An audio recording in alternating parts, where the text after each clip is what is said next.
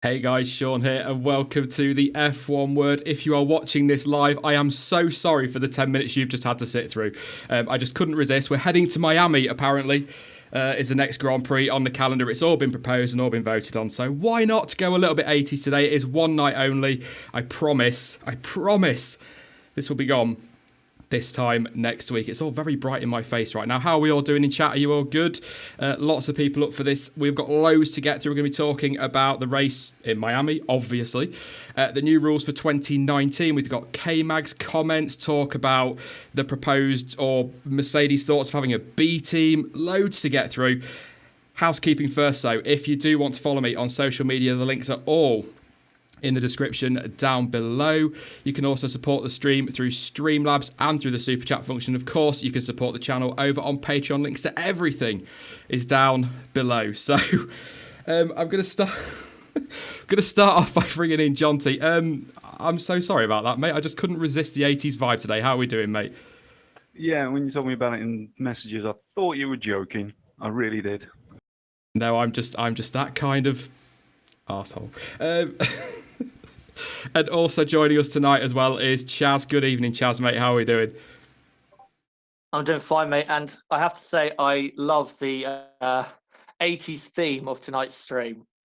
There you go. I've got my leg warmers on, which is a complete and total lie. But yeah, it's too warm for leg warmers. Let's hop straight into it then, because they're going to Miami, Jonty, which on the face of it doesn't sound terrible, except for one minor thing, I guess, and that's that it's a street circuit, and we're not fans of street circuits, are we, mate?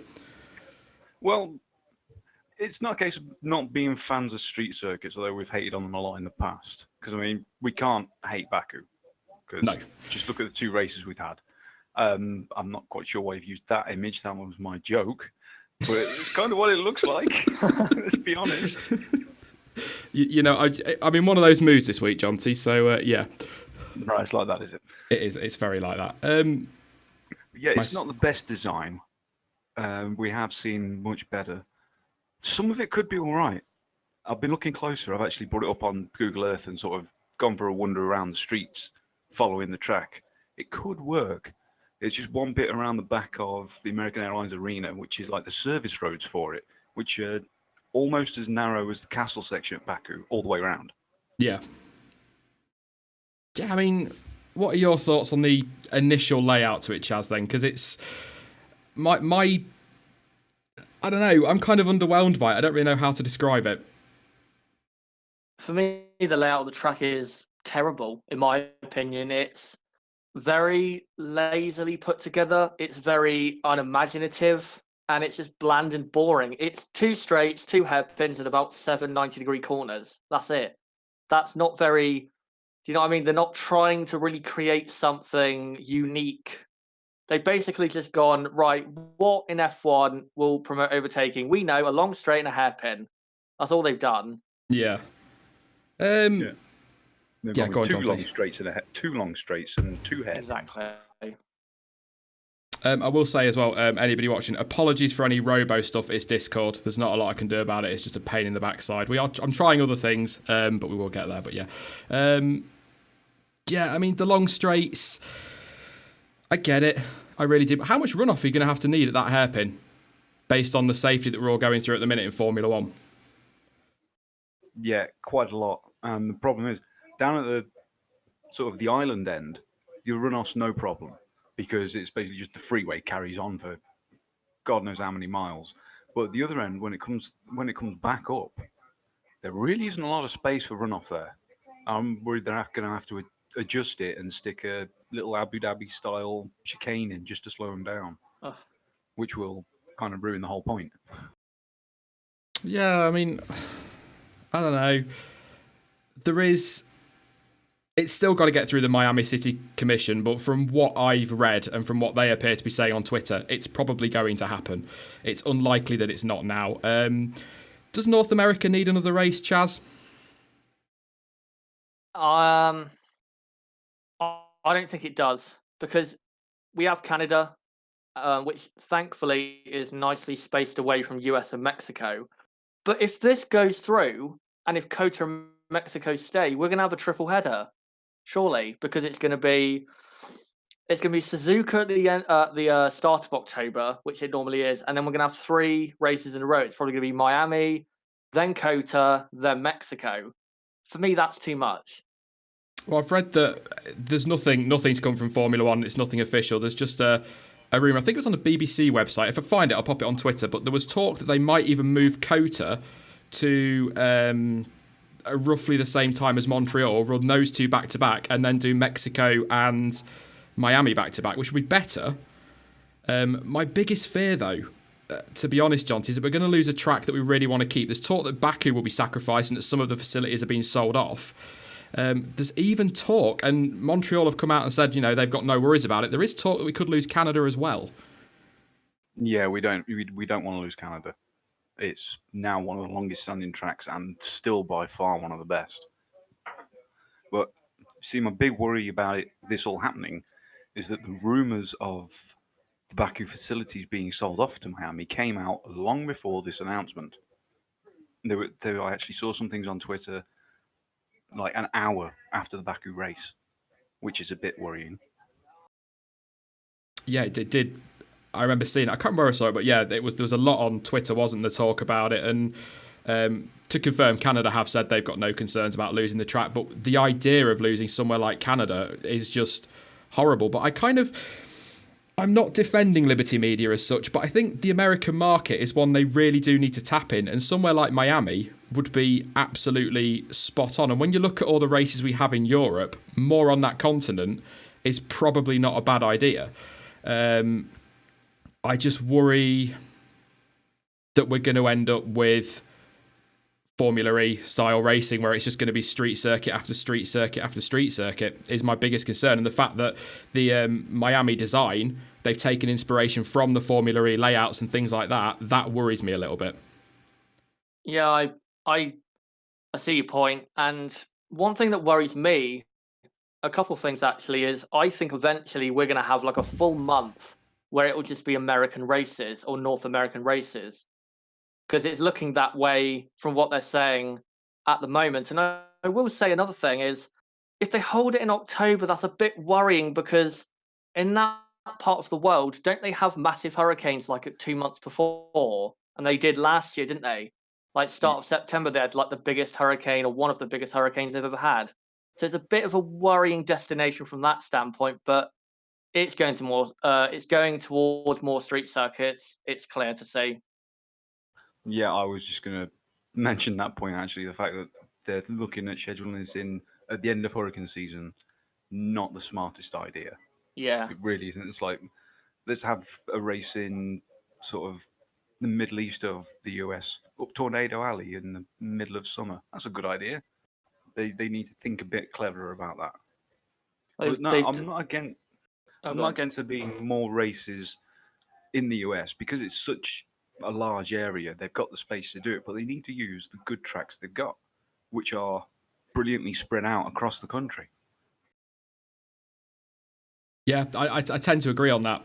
There are some great tracks stateside that could be utilised a lot better that maybe don't get used all year round.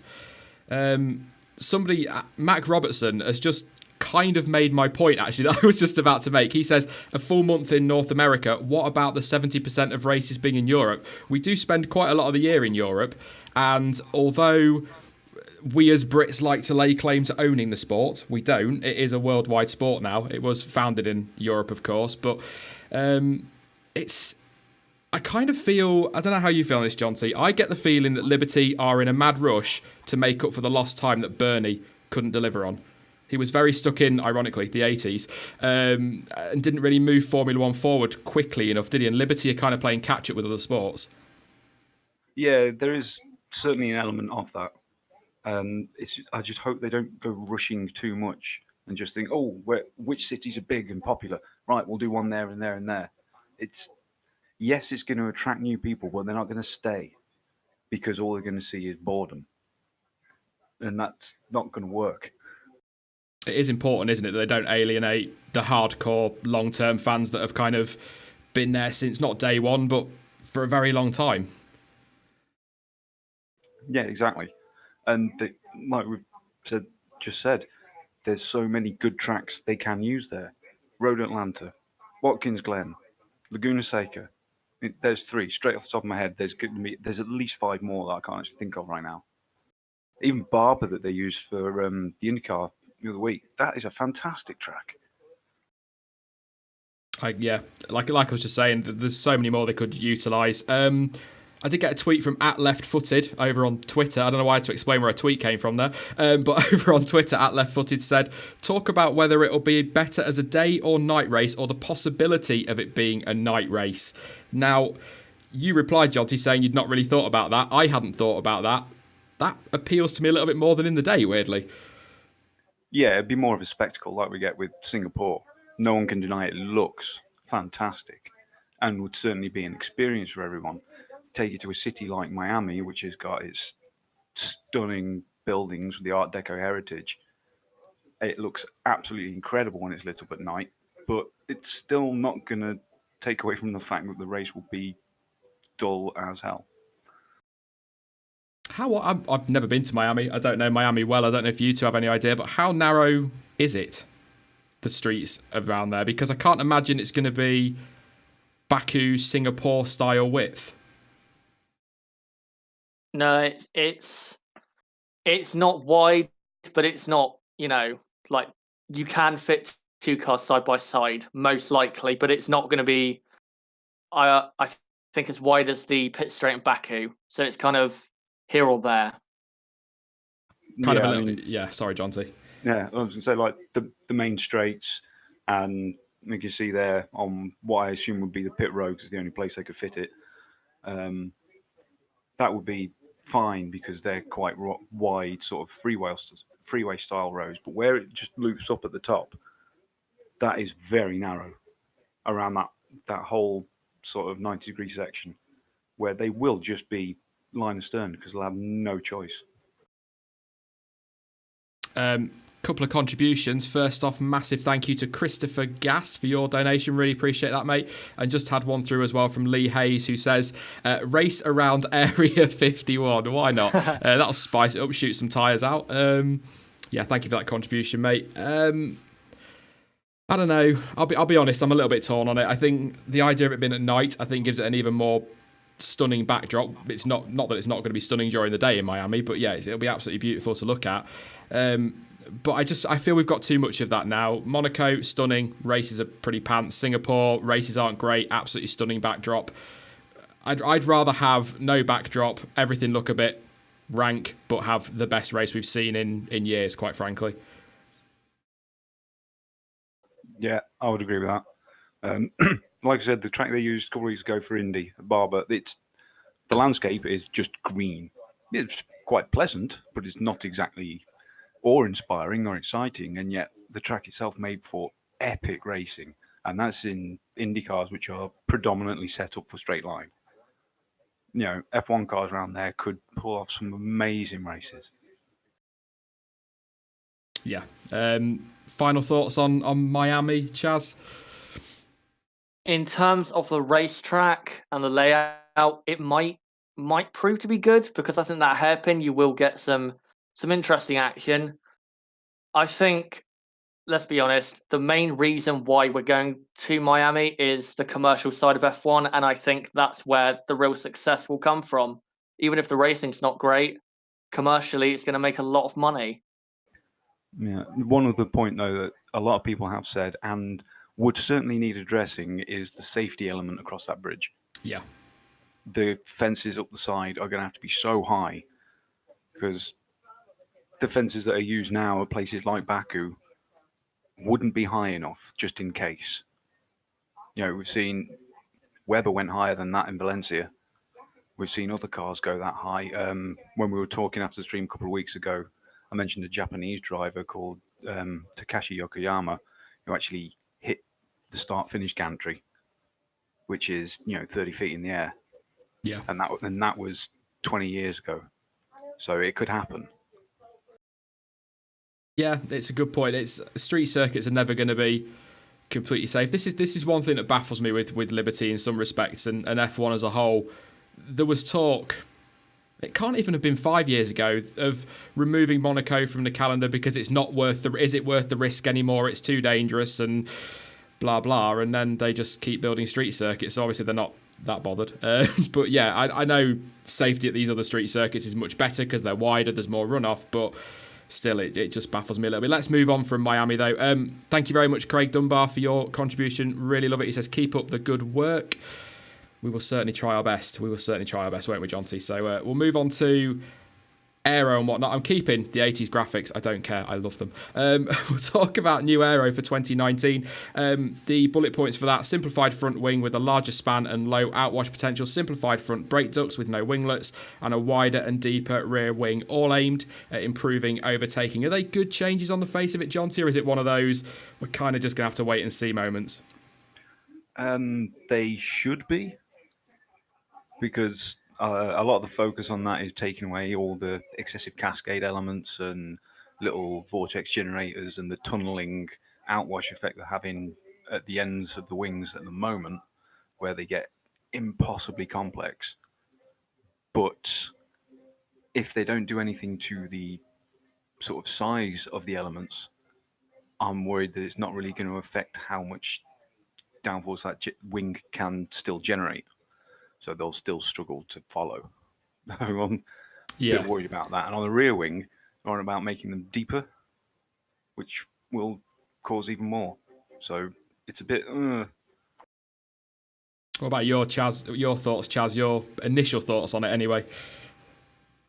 I think it's a step in the right direction, but as I think Jonty said, we have to wait and see, because it might not even make a difference or enough of a difference to, ensure a race where we get, good battles and good overtaking. So it's good to see that they're actually trying, and, they're making changes to try and improve the show a lot quicker than I thought they would. But again, we have to wait and see. We have absolutely no idea how these are going to work out. I don't know. I'm a little bit. That's the word I'm looking for. I guess fed up with the rules having to change every 2 years when, the 2017 rules were due to come in and every single designer in Formula One and Drive was saying, no, these won't work, they're a bad idea. Formula One continued and pushed them through. Less than 2 years later, Jonty, they're going, actually, yeah, it didn't really work, did it? Let's make these changes. Well, how about, I don't know, listening to those that raised the concerns in the first place? No, these are the people in control of the money. They don't listen. What are you talking about? It's a bit like me then, just not in control of the money. I just don't listen. But yeah, it's. I'm hoping this is people listening to what's been said by the drivers and the teams, because that's what it feels like. And I'm going to hold out the hope that this is almost like a test year to see how it works, so they can further develop the ideas ready for 2021. Because if they can get it all sorted, I'm prepared to sacrifice a year or two of good enjoyment of F1 in order to get it back to what it should be. But that's only if they can make it work. And I'm just concerned about that, because with these changes to front wing, overall downforce less, outwatch less, so should be easier for the following car. But then they've gone with the wider and deeper rear wings with a focus to more effective DRS.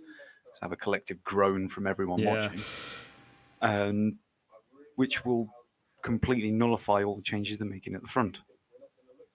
So what's going on? They need to. I think they need to look into the central downwash generating idea from a few years ago, which everyone hated because it had two small wings above the rear wheels. And everyone said, that's terrible, it won't work. And the Generation 2 Formula E cars come out and it looks spectacular. And everyone who's driven it says it's incredible. So maybe that is the direction to look. Yeah, perhaps. I mean, it just changes constantly. And it sometimes feel like they're kind of taking shots in the dark almost, doesn't it? It kind of felt like going, well, we'll try that this time. No, it didn't work. We'll try that. And I kind of agree with you that I'd be fine to take a couple of years of what we've got now just while they get it right. But in terms of 2021, They've got to get this right, haven't they, Chaz? They can't be doing this every year and a half. They've got to get this spot on this time. Absolutely, because the show, even though the last 3 races have been good, it still could be better. Because, like, before the safety car in Shanghai, it wasn't that great of a race, and there was a bit of a lull in Baku. They absolutely have to get it right. And I will say, I think the reason we are in this era of quite boring races is because if you look from 2008 to 2014, it's rule change after rule change. It was get rid of the traction control, and then the 2009 regulations, and then get rid of refueling, and then DRS, and every year it was. And what we need is 3 or 4 years of just the same regulations, because then the field will close up. Because look at this year, it's so much closer than it was in 2017. It's like, I think, is it two to 2.5 seconds from top to bottom? And it wasn't It's like that something like last that, year. yeah. It was like a second wider last year. So if you kept these regulations and didn't even bother with 2019, I think by 2020 we'd have a very close and competitive field. But they insist on, making immediate changes, which we don't even know are going to make a difference. Well, that's actually a really good point, Jonty, isn't it? But also add to that the haves will be able to develop their car better for 2019 than the have-nots, meaning that the gap's going to widen between the field, isn't it? It should do, unless someone finds some clever little solution, a la the double diffuser by Braun. Yeah, If someone comes up absolutely. with some clever front wing that works really well, then they could still march and everyone else, but it's unlikely. But then we've got to throw in, what was the other change they've made? Oh, the increased fuel limit, Yep. which is completely pointless because they haven't put in any kind of minimum fuel limit. So everyone can still underfuel if they want to. And also with the current engine regs, it doesn't matter if they've got the fuel to go flat out. They can't go flat out because they've only got 3 engines to last a year. So that's like, putting a band-aid on a shotgun wound. It's not going to work. Yeah. No, absolutely. I mean, you go back, I don't know, get your blurry screens out and you're back in the day moment again. We seem to have one a week at least, Jonty, but you go back decades and they were always underfueling cars to try and gain a little bit more lap time, knowing if we put this amount less in, we can save that through the race. So it was always going to happen. It's like you say, there needs to be a minimum. There needs to be, you've got to use 105 up to 110 or something like that so that they can push, because on paper it makes perfect sense, but when you, like you've just said, when you put all the other regulations around it, it's not going to work. It's not going to work. The other changes for next year, biometric gloves for safety will make no difference to us as viewers, obviously. Car and driver weight separated, an 80 kilogram minimum driver weight. That's something I quite like that, because that's going to take away the majority of the driver weight issues. So somebody like, and I know I'm going to get slammed in the comments just later because I've got one or two that think I'm some kind of Hulkenberg fanboy, but drivers like Hulkenberg aren't going to be overlooked for other seats because of their height, because they were when all these regulations changed in 2014. So that's a good rule change. The fuel one makes no sense. The biometric gloves will make no odds to us. And the overtaking, it solves one issue and then creates another. So I'm kind of with Chaz, to be honest, Jonty. I kind of wish they'd just left it alone and then just done it all for 2021. Yeah, there is an element of that, because we've got to say that this year, with the exception of Australia, it's working so far. We've had 3 great races in a row, so something's right. Not everything's right. A lot of things are very wrong, but something is working. And no one's going to be able to capitalize on it and get halfway through the year, and all the teams will just all the top teams will just give up on this and start working for the year after anyway. Which means it will make all of this year's good stuff pointless. It's because basically the rules, even though we've got rid of the shark fin, it's not a major, change to the regulations. So that's why it's more exciting this year, because the field has closed up a lot more. And I don't know if you've seen this, but have you heard about the ban of mission control, which I think is one of the most pointless suggestions for a rule change? in the history of F1, what difference in getting rid of that does it make to the racing? Yeah, I know the one you're on about. Not a lot. It will rein in some of the top teams a little bit from having 80 odd people sat at computers working out every single possible pit stop like a chess game down to the last microsecond. But that's about it. It won't make any real difference on the track. Yeah, it's an odd one. I don't understand why. I mean, I can understand from a cost-cutting point of view, but, you know, and you said there about, I was just going to bring up as a point, reining the top teams in. I'm going to throw a bit of Bernie Ecclestone in here for you, because somebody's got to. You know, he's not around that much anymore. So, isn't it up to the teams behind the front three to be playing catch-up rather than having to slow down the front three? Bearing in mind that this happens pretty much every 4 or 5 years in F1. We had it, Ferrari dominance, the aim was to try and slow Ferrari down. McLaren's dominance, the aim was to try and slow McLaren down. Surely it's up to, as we've seen this year, Ferrari proving that it's important that they're the ones that play catch-up rather than slowing Mercedes down. Yes, but it's the broken system that's allowed the top ones to run away. Certainly in Ferrari's case, with the extra money, and other teams, having massive factory backing, no one can accuse Mercedes of being short of a few quid. So it's the inherent system that's allowed the top ones to run away. So whilst the ones behind, it is on them to do better and get quicker, it's unreal or unrealistic to expect them to when they just don't have the facilities, which is an inherent problem in Formula One and has been for decades. Yeah, I entirely agree. I just wanted to throw the other side of the argument in there, just, like a hand grenade, pretty much. But what would you change for 2019 then, John T, if these rules aren't really as exciting as we were hoping they were going to be? All they need to do on the front wings is specify a maximum number of individual elements to it. Because at the moment we've got hundreds all over the bleeding thing. We just need to limit that down to, you get these and a couple here, that's it. You can make them whatever shape you want, but you only get so many. That will make a massive difference. They need to get rid of the 3 engines for a big one, because as soon as we get halfway through the year, that's going to cause massive problems. And that's about it, really. Yeah, Chaz? Before the start of the season, I would have been happy with these changes. But after the last 3 races, I don't know what to think anymore, because I think if the rest of the season is in a similar tone to the last 3 races, then is there any point, really, changing the rules? Because at the minute, F1's pretty exciting, even though the cars still can't follow. It's pretty exciting at the minute. Yeah, I mean, we'll see, won't we? We might get to next year and it might be the best we've ever seen, but it all feels a bit knee-jerk and, like I say, shooting in the dark, trying to get it right, and they just keep getting it wrong. But like you said earlier, Chaz, they've been doing that for years now. It's not anything new.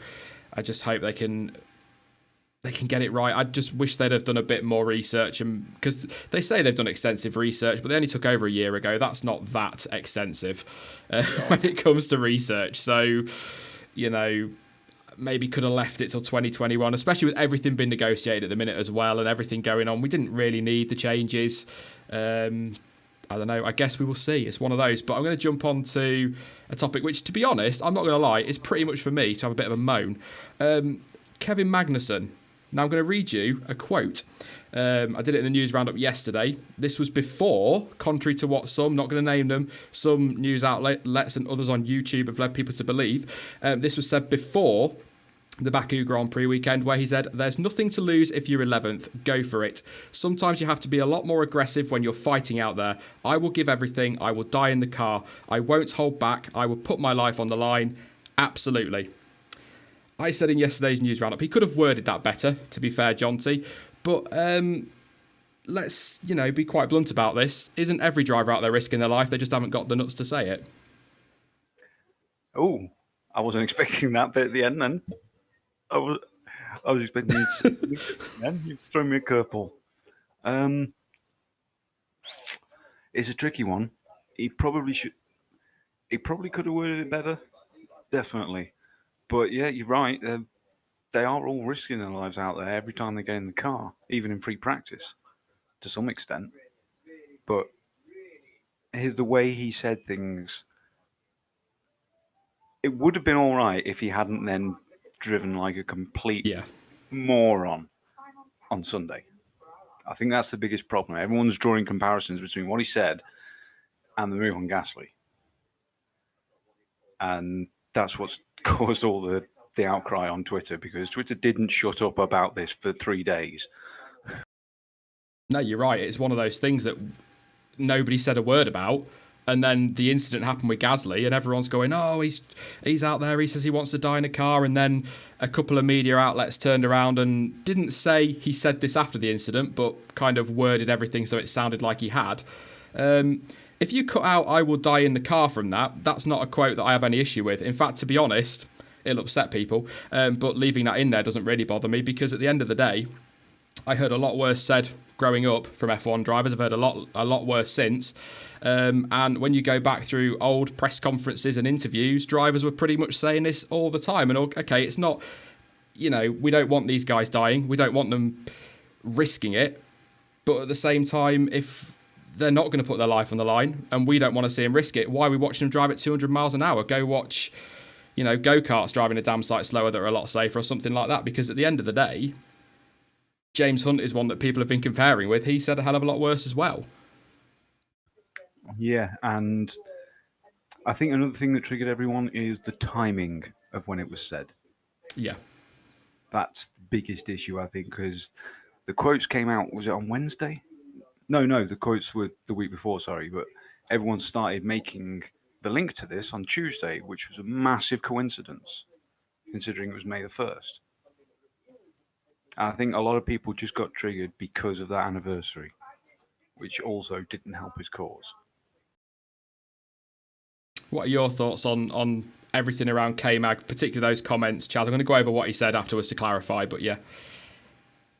I think his comments have been took way out of context. He didn't literally mean he wants or not wants to die, but he will die in an F1 car. It was in a figurative manner, basically meaning he will, give absolutely everything to get, 9th, 10th. That's what he meant. And I think his comments were took way out of context. And I will say, because of this controversy of when certain media outlets Chaz knows who I'm talking about. took this and I don't know, did what they want with it. The original article was released on the Friday of the Baku weekend, and the interview was probably done the day before, so it was done on the Thursday. The two media outlets published it on, I think, May the 1st, and they sold it as he said that after. And I have to say, from those particular people who, wrote those articles, for me, that's unprofessional. Because you're painting Kevin Magnussen in a bad light after that. Do you see what I mean? You're making him look like a bad guy when that's not what he meant, and he didn't say that after the fact. He said that like 3 days before that happened. Yes, it was dangerous, and yes, Magnussen, in my opinion, should have got a grid penalty for Spain, but just such unprofessional journalism, in my opinion, because again, they're painting him in a bad light and they're using his words and what happened for clickbait, for clicks. So I don't have any problem with what Magnussen said. No problem at all. So very unprofessional from those said people. It's lazy journalism, isn't it? And like you say, Kevin Magnussen, they're painting him out to be a bad guy, and Kevin Magnussen is more than capable of doing that all by himself. He doesn't need the media to help him with that. He is seen as the bad boy in F1, and it's lazy journalism. It's pathetic, quite frankly. And he's said since that the interview, very briefly, the interview was done before the race in Baku and it is not minded on the incident with Pierre. Andy's apologised multiple times. I don't want to die in a race car. I was expressing my willingness to give absolutely everything in my power to achieve success. I'm living my childhood dream and racing in Formula One, and I've put my whole life into achieving that dream, so it's only natural for me to be giving absolutely everything. Jonty, the question I'm going to put to you is, if drivers stop giving absolutely everything and aren't willing to put everything on the line, should they be on the track? No, that's a very easy question. Because they've all put everything on the line every single time they've got in any car to get to that point. And none of them would disagree with it, I don't think. Maybe in more recent times they've become a little bit more aware of the dangers, with there being so much focus around safety with all the stuff about the halo and certain freak accidents that make it more in the public eye. But they've got to give it all, because otherwise there's just no point. It's like, oh no, I don't drive in F1 to win. I just like competing. No, that's not good enough for any of these guys. Sorry, it's quite a serious topic, but that just reminds me of Marge Simpson go-karting, the whole slow and steady wins the race thing, which I don't know why I've got that picture in my head now. Thanks, Jonty. Totally unintentional, I'm sure, but it's just my warped mind. Chaz has said it, I've said it. I have no issue with those comments. Like I said, the worst has been said in the past.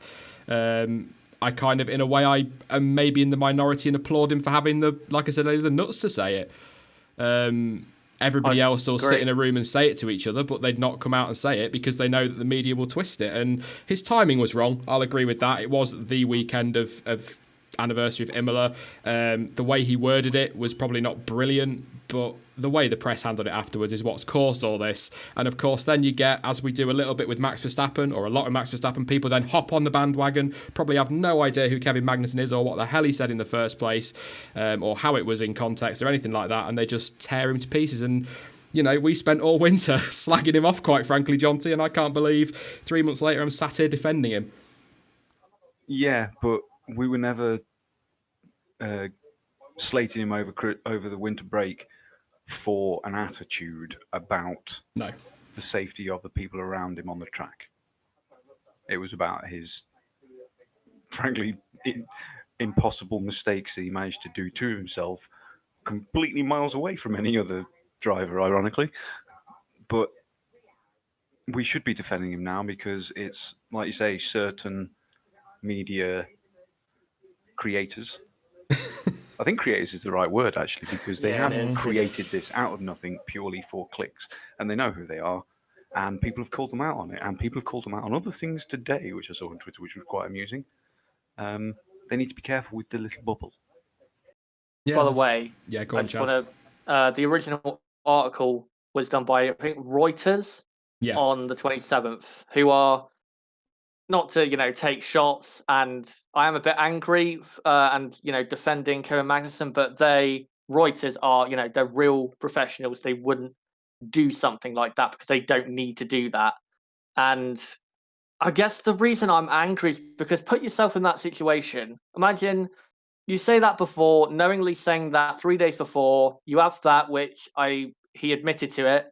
And then all these two media outlets then paint you out as the bad guy. That's why I'm so peed off with it, because it's so I just hate it. It's so harsh on the guy. He's done nothing wrong. You've kind of summed up. You've kind of answered everything there in a way, Chaz, by saying that they said that on the 27th and these others didn't say it until the 1st. Coincidence. Yeah, kind of says it all, really, doesn't it, about what they were trying to do. I'll defend him on this. I've had a couple of comments saying, I wouldn't put my life on the line for my job. Well, you're probably an accountant from Wigan, so, it's not exactly the same thing, is it? So that's just the most ridiculous comparison to draw. I wouldn't put my life on the line for the job I do, but then unless I stick my fingers in a plug socket, it's unlikely to happen. So, a completely different... Yeah, I'm going to leave it there because it's just stupid and it winds me up and it's people jumping on the bandwagon. A couple of things we want to fly through very quickly. First off, massive congratulations to Fernando Alonso winning on his WEC debut. Yes, I am saying WEC. Fantastic to see. But for me, Jonty, I think the guy's probably retiring at the end of the year. Just the feeling I got yesterday watching some of the stuff after the race. No, I think he was relieved that he can still win things, not alone. I made I made a point of that on Twitter that people should be congratulating Buemi and Yeah. Nakajima as well because they drove brilliantly on their stints. It's a little bit disappointing how much of a fuss was made about Alonso when it is even more of a team game than Formula One is because it's 3 drivers. But no, he seemed happy, to be quite honest. He's winning again. That's all he wants to do, and that's why I kind of get the feeling that he's going to retire because I'm sorry to McLaren fans. I'm not bashing them at all on this. They're not going to be winning now until they might pick up the odd win, but they're not going to be winning championships till probably 2021 at the earliest, and that's if they get everything spot on and get the right engine and whatnot. Kind of in the Red Bull vein in that respect, I guess. But at least if he goes off to WEC and things like that, he's going to win titles. Le Mans, for example, he wants to do the Indy 500 again. He'll probably do Daytona, I'd imagine, again. That's what he wants, and he is in the twilight of his F1 career. So, Chaz, why not go and give it a go? I love Fernando Alonso, and I want him to stay, but at the same time, if he can win titles and it keeps him happy, I'd much rather see him smiling than be miserable or content.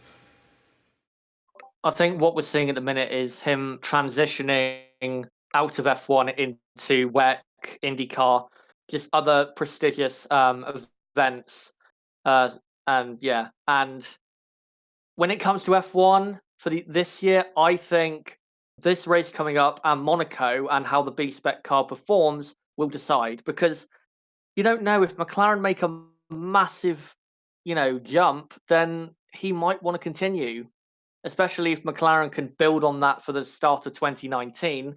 I don't think they'll jump that massively. I would be surprised if they were clearly fourth fastest. But yeah, I think these next 2 races, they'll decide what he wants to do. If they're kind of in the same situation, then it's a done deal. He's gone at the end of the season. I can't disagree with that, John. Is there anything you want to add to that? No, same. Me and Chaz were chatting about this on Twitter yesterday after the race. It's all going to come down to that B-Spec McLaren. If that performs as it should, then maybe he'll stick around. But bit on that, I just don't want him to go, I think. Allowing that to cloud my judgment, I think.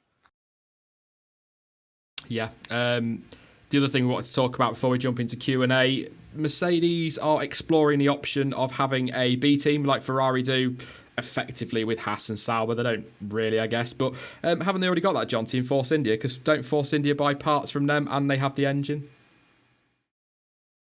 Yeah, but it's nowhere near as much as Haas get from Ferrari. So they're not quite a B team yet. I would have no problem with Mercedes doing that as long as they brought in another team with that. Yeah, maybe revive somebody like Manor, which I'm sure, I don't know if it was just speculation at the time, but I think that was the idea when they started supplying Manor, wasn't it?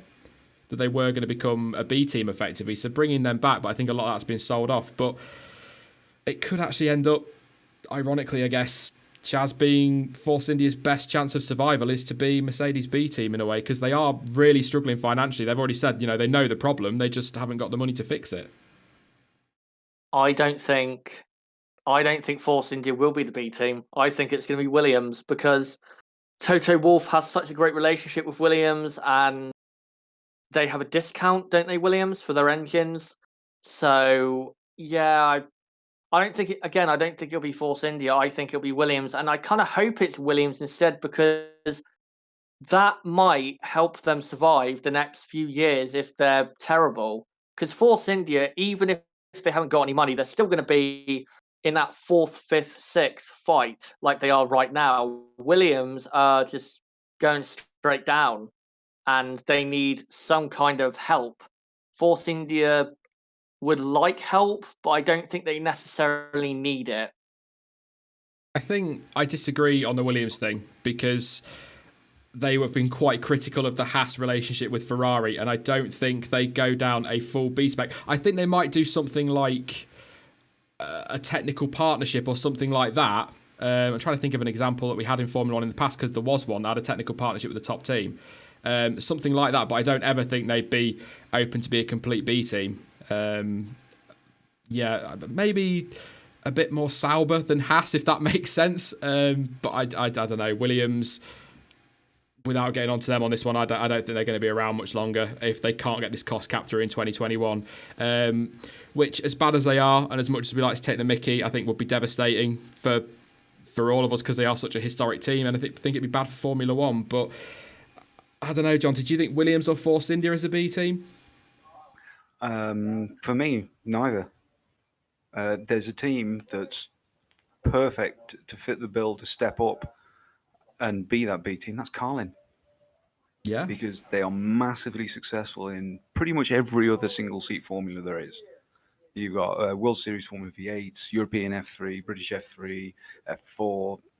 There's a list as long as my arm. They moved into Indy Lights a few years ago, dominated. They've moved up to the full IndyCar now. They need that extra little bit of backing to get into Formula One, where they really can bring the fight to people. And they're the perfect team lined up to do it. I just wish someone would see this. Hopefully, I'd love it. We'd prefer another team in, wouldn't we, if they have to do that? We've talked about B teams a lot. I wouldn't be particularly sold on having Ferrari, Red Bull, Mercedes, Renault, all with a B team. That worries me a little bit. But at the same time, if it fills the grid up and it gives us a nice tight midfield, no real team cut away at the back, it'd be fantastic to see. But to be quite frank, we've kind of got that at the minute, the way Formula 1 is. We're going to jump into Q&A, but I've got a question for you two, which has been bugging me all week. I've had a lot of time, as you know, Jonty, to sort of sit and think a bit this week. And as ever, I just sat thinking about Formula 1 because that's all I ever do. Just so sad. But were we tricked into thinking Baku was a better race than it actually was? Because I watched it back on, I think it was Wednesday, and until the safety car came, until the Red Bull incident, and apart from their scrapping, not really a lot else happened. Were we kind of tricked by the last sort of 15, 20 laps into thinking that was a good race? I haven't watched it back yet, but it's possible, I suppose. There was an element of that in China as well.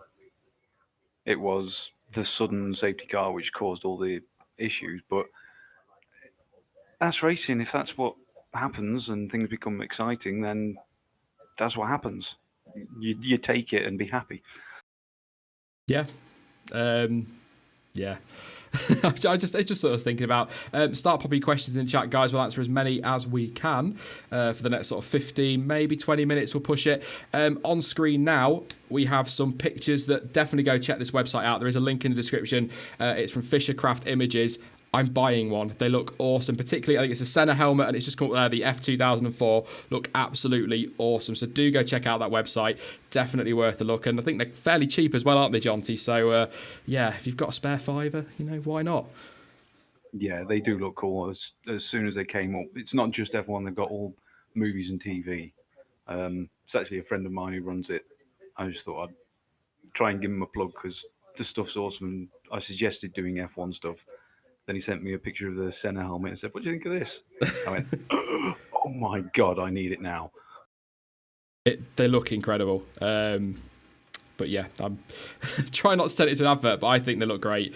And I'll definitely be getting hold of one as soon as I've got a bit of money in. So yes, definitely. Let's have a look at some questions then. A few people seem quite happy that Formula 1 is going to Miami. No, they're not a sponsor. I never thought about that. Yeah, I could. Does he want to sponsor me, Jonty? I charge a reasonable fee. Why is Active Aero so rare in motorsport? Says Nation Gurung. God, that's a hard question to lead That is, on. isn't it? We'll come back to that one. Well, no, I've got to say, I think it's a fact of the risk of failure. Yeah, fair point, yeah. If a car is relying on the active aero, you imagine an F1 car, a WEC car, relying on active aero while they're going around Blanchimont, and it fails. That driver's dead, no matter how good the safety is. The Mighty Dash says, which F1 Word team member is the fastest driver, and get on the track to prove it. I think I'm the only one that drives, aren't I? I can't at the moment. That's me then. Read into that what you will. Yeah. Well, it could be you then. If I'm reading what I think into that. Is Force India also getting a V-Spec car in Spain? They've got upgrades coming, haven't they, Jonty? But I don't think they're going to be quite as spectacular as, say, McLaren. They've got something coming, but not as much as they want. I think Chaz actually told me actually said they were bringing something. I can't remember where he read it, but it was they were saying that they've got some, but not everything, and it might be quite late until they get everything they need to fix the problems. Yeah. That's frustrating to hear, isn't it? That's definitely a money issue. Yeah, definitely. It's sad, but they do the best they can, don't they, with what they have, and that's why they got fourth last year and the year before. Well, exactly, and the fact that with the limited resource they've got, they can finish fourth is quite incredible when you think there are teams with much higher resources that are nowhere near fourth or haven't been over the last couple of years. So they deserve a lot of credit for that. They really do. I do. Them and Williams are the two teams I worry about. Sauber will be fine because they've got the money from Alfa Romeo coming in, but I do worry about those two teams. It's a lovely question. I'm not going to answer. I'm not going to ask that one. Let's try to do something we haven't had before. Nobody has a license to a car. I've got a license to a car. Terrible car, which cost me a fortune the other day. But yeah. Have you guys changed your mind on who will win the championships, driver and team? Nope. I'm still saying Mercedes for the constructors and Sebastian Vettel for drivers, and I said that back in January, and everyone said I was crazy. And look at how the season started. Yeah, he's not top of the championship now, but yeah, I might get something right before the end of the year, Jonty. That'd be a miracle. Yeah, well, we'll see when it happens.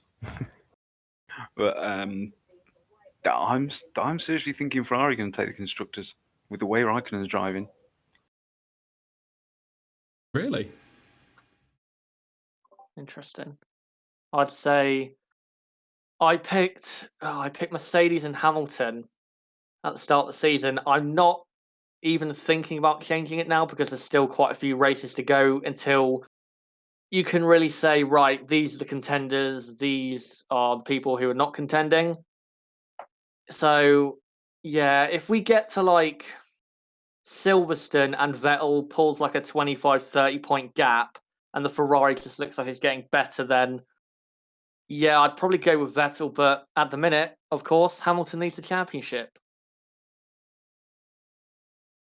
Will you go to Miami race? I'd love to.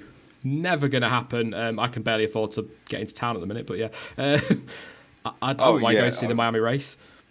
Yeah, I mean, I would totally two-faced on that one. As much as I might criticise the idea, I'd be straight there. Oh, yeah. What about you, Chaz? Do you fancy a trip to... I'm not inviting, by the way. It's not on me or anything, but a trip to Miami to watch the race? In terms of just watching the race, yeah, because of the location, but I don't know if you'd get your money's worth from what you would see on the track. Well, you just time it right so you can go and do a SpaceX launch at the same time. Sorry, just flicking between screens there, just checking something. I thought I missed a donation, but I haven't. So, does George Russell get a seat next year if he does okay in Formula 2? Jonty, your F2 video went up today. I'm going to let you have that question. He certainly should. Everyone raised questions over him after Bahrain, but Azerbaijan, he certainly proved his worth. It depends on what happens with the top seats. Because if the rumours of various people shifting around and going do happen, there's going to be quite a few open seats. And he is in the Mercedes program. Yeah, just try to think who else might get a shot there. You've got Nick de Vries, haven't you, with the McLaren link? Obviously, Lando Norris. Artem Markelov flipping should be, but I don't think he's going to be. So much talent. Rocky's made a contribution, says, can you discuss the pole sitters haven't been able to convert them into wins? That's a very good point. Actually, thank you very much for the contribution, mate. I've never really thought about that. There's obviously... Who's had pole this season that has gone on to win? Is it just Vettel? Yeah, in Bahrain. Because Hamilton couldn't in Australia. Then Vettel didn't in China. And Vettel didn't in Baku. Yeah. It's a combination of safety cars and some very questionable strategy calls. Yeah, it's from Ferrari's point of view, it's the strategy. That's the reason they haven't capitalized on the pole positions and front rows. Fully capitalized on those, because the strategy this season has been quite poor, honestly. And I think getting away with it because how quick the car is. Are we seeing too much of an influence from the safety car this season, John T? I know it can't be helped. Safety cars are going to get called out if there's accidents and things, but it just feels like every race, barring Bahrain, has been decided because of a safety car or a virtual safety car. But but that's the nature of it. Yeah. It will always cause massive changes. We saw it yesterday in the WEC. Number 8 Toyota was a minute ahead. Safety car with 45 minutes to go.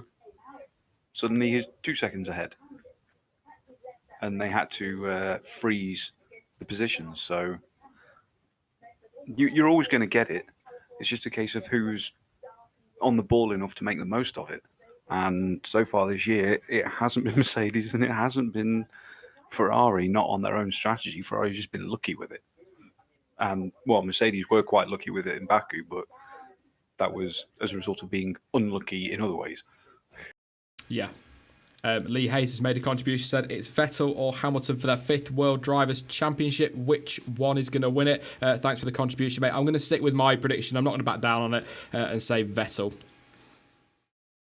I'm sticking with mine for the time being. But again, as I said earlier, I might change it. It depends on how the car, on the how the Ferrari, the Mercedes, and even the Red Bull, and how they develop. Can I abstain on that? No, I do think Vettel's going to take it. I really do. He's already won the mind games. All he's got to do now is keep driving. Last year, despite him leading the title for so long, I never felt like Vettel was going to win it. But this year, there's just some feeling is telling me that he's going to do it. We'll see. I have a feeling that Ferrari are going to cost him it because of the strategy and their poor decision making so far. Like, was it 2016 where they cost him about 2 or 3 race wins? I feel it's going to be similar to that. I think this title could be decided on reliability as well, which concerns me. But that's what they want to do. 3 engines, whatever. There are bigger issues and more expensive things and more environmentally unfriendly things that happen in Formula 1 before you start worrying about the cars. But there you go. It's got to start somewhere, I guess. If Ericsson goes, then who would replace him? That's from Brandon Glover. Firstly, Ericsson can never go anywhere because Fritz has said it. Ericsson is God. There you go, Discord. I'd never let you down, Discord. I'd be tempted to say, right now, Grosjean. Quite frankly, because of that Ferrari link. But I'd probably say maybe Fuoco might get a shout. Maybe they'll give Giovinazzi another go. I think it would be a Ferrari driver. Yeah, it definitely would be. And with the drivers moving around at F2, you've got Galiles at Prema Racing now, who have a bit of friendliness with Ferrari, so he could be in there. Because Fuoco, quite frankly, he's too good to be in the Sauber. He should be a bit further, same as Leclerc. What about Kvyat? I think that would work well. Yeah. Because he's quick enough and he could definitely score points in that car, especially next year if it's, say, on a level of Toro Rosso in terms of where they were, or not where they were in Bahrain, but in terms of qualifying speed, like 12th, 13th area. If they get to that kind of area, I think Kvyat could definitely score points quite a few times in that Sauber because he's definitely good enough. It's not Sauber. It probably won't happen, but I wouldn't be surprised to see Kvyat and Leclerc in a Haas next year as teammates. That'd be a good lineup. Like you said, he's got the speed. He just needs to just calm down a little bit. And, Ferrari have given him that chance, as we've said before, to kind of rebuild his reputation. He's got the links to Ferrari. He's got the information from Ferrari. I could see that working quite well. But it's a tough one. It's a tough one. So much young talent deserves a shot. And with only 10 teams, some we're never going to see in Formula One, which is not good. Gina says, is Max the next Maldonado? Nobody's as bad as Maldonado except maybe Yuji Ide or whatever his name was. I don't know. But okay, I don't know. But yeah, no. No, definitely not. What do you think about the talk of Maldonado? There was talk he was going to return. He's come back and said, no, I just said him a news roundup good. I don't know what you think, Jonty. No, because people are trying to draw the comparisons between Verstappen and Maldonado, which is wrong because Verstappen's is down to possibly little bits of inexperience or hot-headedness and being impatient. Maldonado's was because he was a maniac. That's a really good way of putting it. I think with Verstappen, what he's going through is a Grosjean 2012 year where he has bags of potential. He's got a fast car. When he puts it all together, he can be right up there, challenging for the victory. But as Grosjean in 2012, incidents just costing him those great results. So I think he's going through a similar year to what Grosjean went through, and we saw what how Grosjean recovered from that. So hopefully, and I think he will, learn from this year because given his current mindset and the pressure on him, I think he'll have 2 or 3 more incidents this year. I don't want to say that, but I think he will, given what he's currently driving like. But he'll learn. Yeah, that's it. This is going to be a very hard year for him on the learning curve, but it's going to make or break his future career. Whereas with Maldonado, I mean, we saw it deliberately ram into drivers twice within the space of like 3 or 4 races. Really dangerously. You can't do that. That's the big difference. Yeah. Roger Solid Snake, okay, says, do you believe that Raikkonen might pick another team if Ferrari decides to pick another driver, and where will he go? I might be very wrong, but I seem to think, or I've read somewhere, that he's already said that Ferrari is the last team he'll drive for in Formula One. I don't think he will, but if I were Raikkonen and I fancied another year, maybe McLaren, if they want to put some experience alongside Van Dorn or Norris until Norris is completely ready, or they trust having an inexperienced lineup, maybe. But I think he'll go at the end of the year. I think that's him done, to be honest. I think I'd like to see him at McLaren because of the history he had at the start of his career, and when he was at McLaren, that was the best time of his career. I don't think anyone's going to really doubt that. That's the best Kimi Raikkonen we saw was at McLaren. But yeah, I agree. I don't see why he would go and join another team because he'd just waste a year of his career. Yeah, and that all depends on whether he wants to continue his career. He seems fairly happy when he's away from the track. Why don't you just go and chill out for a bit? It's not like he needs to work. No. Nah, I don't know. It would kind of work out quite nicely, I think, in a poetic way in some respects, that he came in very quick and very impressive, and he's having a really good start to the season. It would be nice to see him carry this form on, and then we all remember him for what we knew he was good at, but we'd not seen over the last couple of years, if that makes sense. We remember him for his driving and how good he was, rather than his ice cream eating and his boiring all the time. Because, yeah, he's not a bad guy. He's a good driver as well. So he's a world champion. You know, he's a good driver. He's a world champion, one of few, really, when you think about it. But yeah, I'd like to see him stay, but I think he will go. A bit like Alonso in that respect. Yeah, do you think that Alonso and Hamilton could coexist as teammates nowadays? They have both matured a lot over the past decade. Rumour. No. I'm going to go with rumour because I can't. It was in the Express. So we're talking about lazy journalism and he talks about the Express. But it was just rumour that apparently if Hamilton doesn't win the title this year, yeah, the Express, Alonso will be signed up by Mercedes. But if Hamilton does win the title, he does have a say in his teammate, and so Alonso won't go to Mercedes. Again, it was in the Express, so take it with a whole tub of salt because it's probably rubbish, quite frankly. No, because I think that you just end up with an even more explosive Hamilton-Rosberg situation in that team. And as I was saying in my Alonso video a couple of weeks ago, cheeky little plug there, but yeah, I can't see them wanting to do that because they were uncomfortable with what happened with Hamilton and Rosberg, and they even said themselves they prefer to avoid that in future. So why put somebody like Alonso in that car, Jonty, if you know you're guaranteed fireworks? Yeah, I don't think it would happen because of, as we've said all year, Hamilton's mindset. He's just miserable.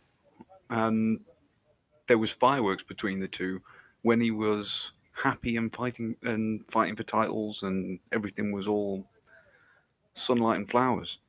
So what the hell's it going to be like if he's miserable and you've got Alonso who's angry and so hungry for a title? It would be an absolute disaster. And not to mention as well, if we're talking 2019, Bottas has been more than good enough to justify being kept on for another season if he keeps going as he is now. Right now, you'd have to say Bottas is fully deserving of a seat at Mercedes for next year. And I think if he continues like this, I don't see, unless Hamilton retires, I don't see why Mercedes would put Russell or Ocon, maybe Ricciardo, if Ricciardo is absolutely fully committed to going to Mercedes instead, so because he can actually compete against his teammates and not have to play number two like he probably might have to at Ferrari. But except that, why would Mercedes get rid of Bottas? There's no real reason to do it. No. Been good enough, hasn't he? He's been really good. Take one more, just having a little flick through. See if there's anything we've not answered before. If not, I'll just take that one. But let's have a look. Couple of quick fire ones just while I'm looking. Will Honda buy Scuderia Toro Rosso outright, John T? That's what I think will happen. They wouldn't have been putting so much money and effort into the engine side if they didn't have plans to get a works team again. Nation Gurung, again, just a quick fire one, Chas. Should Kimi and Alonso retire together? Do you mean like move in and settle down, or do you just mean at the same time? You can take that one then, Chaz. Yeah, I think they should, considering they both came in at the same time. I think they should, because when they've been competing against each other, they've always been in that same area of the field in pretty much every season except the last three, because of Alonso being in McLaren. But yeah, I think they should, because it'd be a nice way for both of them to bow out. Yeah, I'd agree with that. And they should do it together, go and get a house or a penthouse somewhere and make a TV show, because that would be hilarious.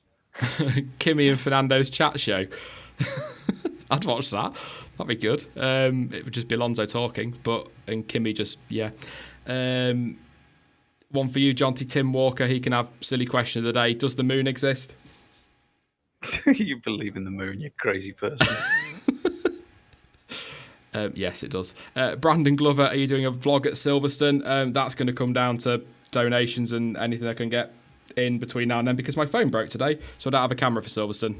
There you go. Just It's been a rough week financially, John. I think I told you about the car earlier in the week as well, so it's not been great. Yeah. Amongst other things. Yeah. So yeah. And my TV died on Thursday as well. So if anyone's got a spare TV, you listen to John T. Yeah, just looking for that. Is the Earth flat? No. Don't get me started on that. Why didn't you guys mention Zandvoort in the stream?